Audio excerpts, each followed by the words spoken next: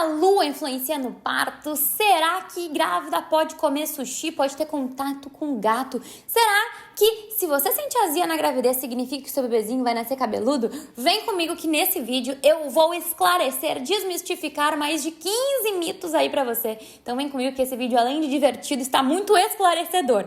Manda inclusive pra sua mãe. Se você não me conhece ainda, muito prazer, eu sou a Bettina Foscarini. Já se inscreve nesse canal, curte esse vídeo porque aqui tá recheado de conteúdo sobre gestação saudável e também sobre como você pode se preparar para o seu parto. E inclusive, se você quiser dar um passo além na sua preparação para o parto, clique no link que tá aqui na descrição e comece a praticar os meus exercícios, o meu plano de exercício de fisiopélvica que realmente funcionam para facilitar o seu parto normal.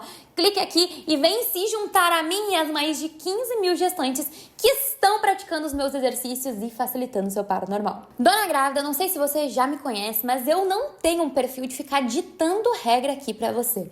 Por isso, muitas das coisas que eu vou falar por aqui podem, mas não convém que você faça na gestação. E o meu papel é te ajudar a decidir por si mesmo. Eu vou falar os prós, os contras, se é verdade, se é mentira, se é perigoso, se não é. Mas no final das contas, quem vai decidir vai ser você. Você tem aí toda a liberdade para escolher o que faz sentido para você, combinado? Então, eu não vou ficar aqui ditando regra para você. E eu nem acho que eu gostaria que fizessem isso comigo. Então, bora comigo pro mito número 1. Grávida pode comer comida apimentada? Será que isso é mito ou será que isso é verdade? Será que isso de fato desencadeia parto prematuro? Porque o principal motivo que as pessoas têm medo de comer comida apimentada na gestação é medo de parto prematuro, como se comida apimentada desencadeasse parto e até de atrapalhar o desenvolvimento do bebê. E isso é um mito. Grávida pode sim comer comida apimentada, isso não atrapalha o desenvolvimento do bebê, é seguro, inclusive não gera trabalho de parto prematuro. A única coisa que a gente pede é que, se você sente azia, evite comer comida apimentada, porque a azia ela costuma piorar se você come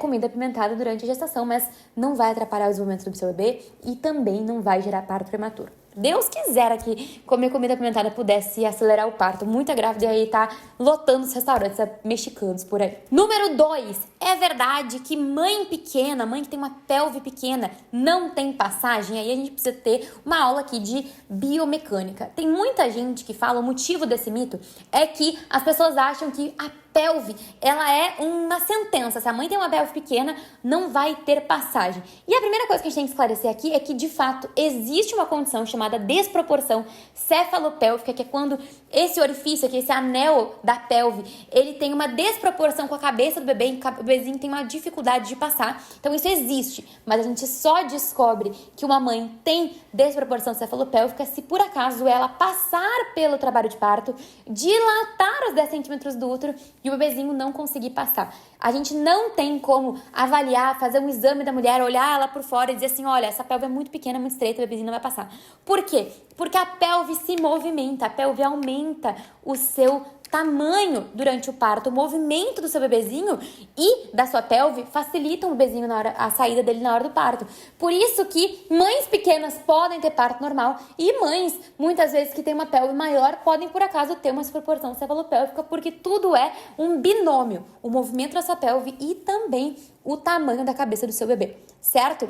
E uma outra questão que faz com que isso seja um mito é que você não pode esquecer que o seu bebezinho tem a sua genética. Então isso faz com que mães pequenas tenham bebês com uma genética pequena, que vai facilitar esse parto. Desmistifique isso, entenda que o seu bebezinho ele tem a sua natureza, vai facilitar o seu parto isso.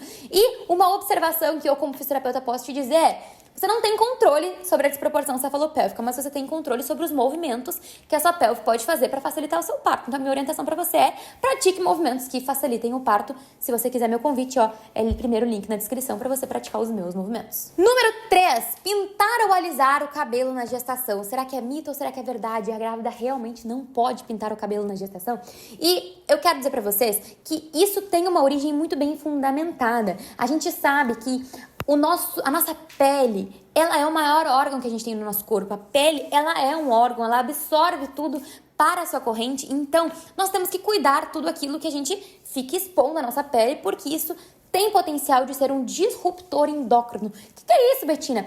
As substâncias que a gente tem em contato, cremes, produtos de cabelo, enfim, elas têm um poder de afetar os nossos órgãos e nos nossos hormônios, especialmente os hormônios sexuais reprodutivos, como, por exemplo, aqueles que te mantêm grávida. E a gente sabe que algumas substâncias, como parabenos, fitatos, aqueles que envolvem bastante o perfume das substâncias, a oxibenzona, que é das substâncias que fazem a proteção solar, e também o triclosan, que é um antimicrobiano que a gente passa aqui em produtos cosméticos, eles têm um poder, especialmente os fitatos e os parabenos, de ser um disruptor endócrino. E eles são inclusive considerados como agentes tóxicos, agentes que são externos que a gente pode evitar para proteger a nossa gestação. Então essa questão é muito plausível, ou seja, faz sentido a gente proibir as nossas gestantes de ter contato com essas substâncias, especialmente porque alisadores de cabelo, tinturas de cabelo, essas descolorantes, eles têm uma quantidade muito forte. Não é uma pequena concentração dessas substâncias ruins. É uma quantidade muito grande. Isso é tão verdade que as próprias cabeleireiras, elas têm uma orientação de evitar fazer esse tipo de procedimento e, se fizer, que use luva para não ter um contato, além de grandes quantidades, grandes concentrações muito frequentes a essas substâncias. Então, realmente, isso é um mito plausível, tá? Mas, entretanto, todavia, a gente não tem estudos para dizer para vocês assim, ó, é verdade, vai dar ruim. Se você fizer isso aí, vai dar ruim para você. Por quê? Porque quando a gente pensa se pode ou se não pode, a gente tem que estudar. A gente tem que fazer uma pesquisa em que a gente pega 100 grávidas aqui, 50 vão usar tintura e 50 não vão usar tintura, pra gente ver se quem usou a tintura deu ruim. Se o bebezinho nasceu com problema, se a mãe teve parto prematuro, se o bebezinho nasceu com baixo peso a nascer. A gente tem que fazer essa pesquisa. Mas que comitê de ética vai autorizar que as grávidas sejam expostas a esse tipo de toxina, se a gente tem aqui uma plausibilidade para achar que isso faz mal? Então, não tem estudo sobre isso. Isso tudo é plausibilidade que a gente fala. Mas a gente tem boas evidências, boas pistas de que isso realmente faz mal. Especialmente se você utilizar numa dose alta com muita frequência. A gente tem, inclusive, aqui uma orientação da COG, que é o Colégio Americano, de 2013, ou seja, há bastante tempo, dizendo que a gente tem que reduzir, de fato, a exposição das mães a esses ambientes tóxicos. As cabeleireiras devem usar luvas e as mulheres devem ser orientadas a evitar esse tipo de procedimento. Mas, 2013, a gente está em 2025, muito tempo se passou, você concorda comigo? A gente já tem estudos mais novos, por exemplo, em 2021, a gente tem um estudo aqui mostrando que o efeito das tinturas e alisamentos, eles podem ter efeitos no desenvolvimento fetal, embora não seja exatamente claro a dose, qual o cosmético ali, mas a gente já tem essas evidências, tá? Em 2013, a gente também teve um artigo brasileiro mostrando uma associação entre a exposição materna dessas mães à tintura e alisamento capilar com leucemia em crianças com menos de 2 meses, tá? 2 anos, desculpa. Então, a gente teve essa associação entre uso excessivo de alisadores e tintas de cabelo e desenvolvimento de leucemia nos bebezinhos até os 2 anos de vida. E a gente também tem alguns estudos demonstrando doenças respiratórias, inclusive com o desenvolvimento de asma em mães que pintaram o cabelo. Ou seja, eu particularmente não tenho poder de dizer pra vocês assim, vai dar ruim, não faça, mas eu confesso que se eu tivesse no seu lugar, eu esperaria pelo menos o parto acontecer, pra ficar mais tranquilo de que nada vai acontecer com o meu bebezinho. Vamos pro próximo mito. É verdade que grávida tem que comer por 2? Esse mito faz todo sentido, uma vez que grávida sente mais fome, grávida tem 2 corações batendo aí dentro do corpo dela, grávida precisa de fato de mais calorias e não é recomendado jejum na gravidez. São 2 seres humanos sendo alimentados por uma boca, faz sentido comer por 2. Mas isso é um mito, porque a grávida, de fato, ela precisa de um extra, um aumento de aporte de calorias de cerca de 300 calorias no final da gravidez. Ou seja, esse aumento de necessidade de calorias ele vai aumentando na passagem das semanas. E isso acontece com mais quantidade, de fato, lá no final da gestação. Então, o ideal é que você mantenha uma dieta nutritiva, sem porcarias, digamos assim, sem comidas hipercalóricas, uma vez que você não deve comer por 2. E isso tem a ver também com o risco aumentado de diabetes gestacional. Por isso, não coma por 2, pratique atividade física, coma comida saudável, comida de verdade, comida da natureza, que isso vai te manter saudável, manter o seu bebezinho saudável, porque o que você come é o tijolinho que constrói o seu bebezinho, e longe aí dos riscos aumentados para diabetes gestacional. O próximo mito é um mito chatíssimo, que toda vez que eu falo dele eu sofro bullying, porque quando a gente fala de sono da grávida, a gente fala de algo sagrado. Grávida tem dificuldade de dormir, eu tô falando aqui que você... Será de fato que grávida não pode dormir de barriga para cima, e o motivo dessa afirmação é porque quando a grávida fica de barriga para cima, o útero dela, que é pesado porque o bebezinho tá ali dentro, ele pressiona, ele comprime uma veia muito importante, que é a veia cava. E quando você comprime a veia cava, o fluxo de sangue ele tem dificuldade de voltar pro nosso coração, e isso faz com que a grávida possa ter suor frio, tontura, queda de pressão, palpitação, mas isso é o que você sente. O que você não sente é que quando a veia cava ela fica comprimida ali pelo peso do útero, isso facilita com que o seu bebezinho ele tenha uma dificuldade de ser oxigenado. O fluxo de sangue que vai para o seu bebezinho ele reduz. Por isso, não é mito. A grávida do terceiro trimestre, uma grávida que já está com um útero maior, ela não deve dormir de barriga para cima. Pode dormir de lado, tanto para a direita quanto para a esquerda. Pode dormir até de barriga para baixo, tá? Se conseguir, se for confortável, pode dormir. Mas de barriga para cima, no terceiro trimestre, realmente não é recomendado. Inclusive, eu trouxe um estudo para vocês mostrando que já existem evidências muito robustas, tá? Dizendo que a gente deve dizer para as grávidas dormirem de barriga para cima. Mas esse estudo é muito legal porque ele falou assim: será que a gente tá deixando as grávidas loucas? Será que a gente não deveria avisar as grávidas para elas não dormirem de barriga para cima porque isso pode estar gerando ansiedade? E esse estudo aqui, ele foi categórico. Ele disse que, de fato, a grávida já tá com dificuldade de dormir. Isso é chato, ficar dizendo pra grávida: olha, você não pode dormir de barriga pra cima, sendo que muitas vezes essa é a única forma que você tá confortável dormindo.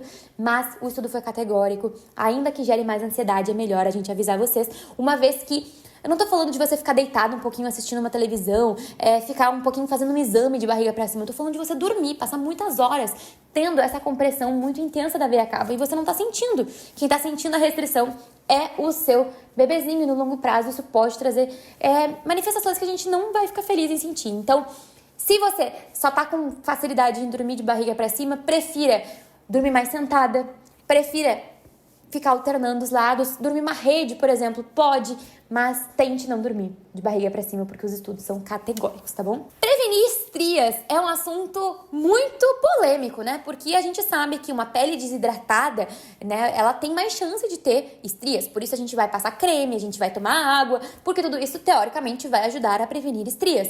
Mas o que a gente sabe é que, embora existe uma grande propaganda, embora existem muitas ofertas de cremes e óleos para grávidas passarem na sua barriga, eles não previnem estrias. A estria ela tem um fator genético muito forte, então se você tem genética para estria, você vai ter mais chance de desenvolver estrias, e também um fator de ganho de peso. Quanto maior o ganho de peso que você tiver, maior chance você tem de desenvolver estrias passando ou não cremes. O que eu acho? Na minha opinião, embora os estudos, os artigos demonstrem que não funcionem, eu confesso pra vocês que eu usaria porque eu gosto de creme e eu acho que a minha parte eu faria, tá? Mas realmente eu trouxe até pra vocês aqui 2 artigos, um mais antigo, de 2012, um artigo bem grande, uma revisão sistemática da Cochrane, mostrando que passar ou não passar creme não faz diferença. Mas essa mesma autora do artigo lá de 2012, em 2020, ela fez um outro artigo mostrando que muitas vezes as pesquisas sobre estudar se previne ou se não previne estria, usar creme na gestação, essa autora mostrou que muitas vezes os estudos eles são ruins porque as pessoas elas não querem, as grávidas elas não querem ficar na pesquisa que diz pra elas não usar. Então, se eu tô fazendo uma pesquisa aqui, eu vou pegar 100 grávidas, 50 vai usar creme e 50 não vai usar creme.